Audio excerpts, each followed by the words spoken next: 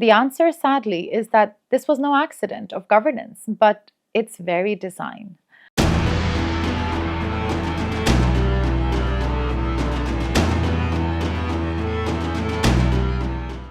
In the annals of economic history, few phenomena prove as corrosive as sustained uncertainty.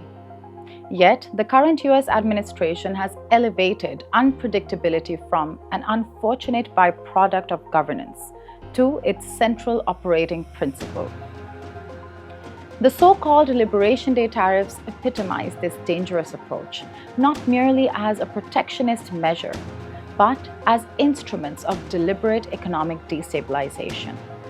What we are witnessing is not policy making in any traditional sense, but rather the systematic dismantling of the predictability that has underpinned global commerce for generations.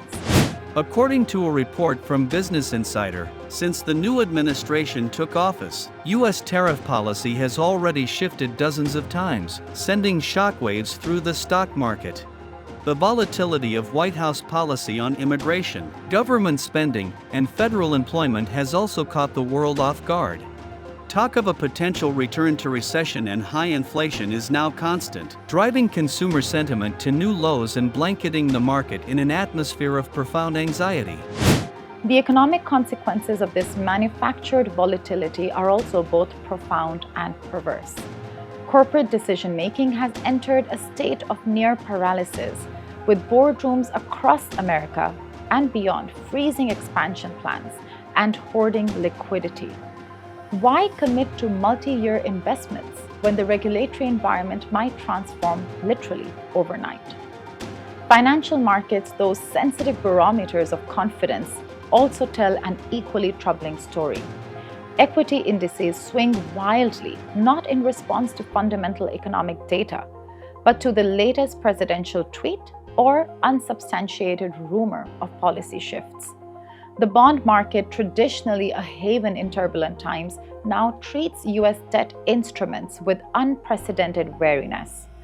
When the world's safest asset becomes politically unreliable, the entire architecture of global finance begins to tremble. Perhaps most damaging is the geopolitical fallout from this experiment in perpetual uncertainty. The so-called rules-based international order, painstakingly built over 70 years, is being replaced by a fragmented system, where every nation must prepare for the next arbitrary shock from Washington. History's judgment of this era will likely be severe.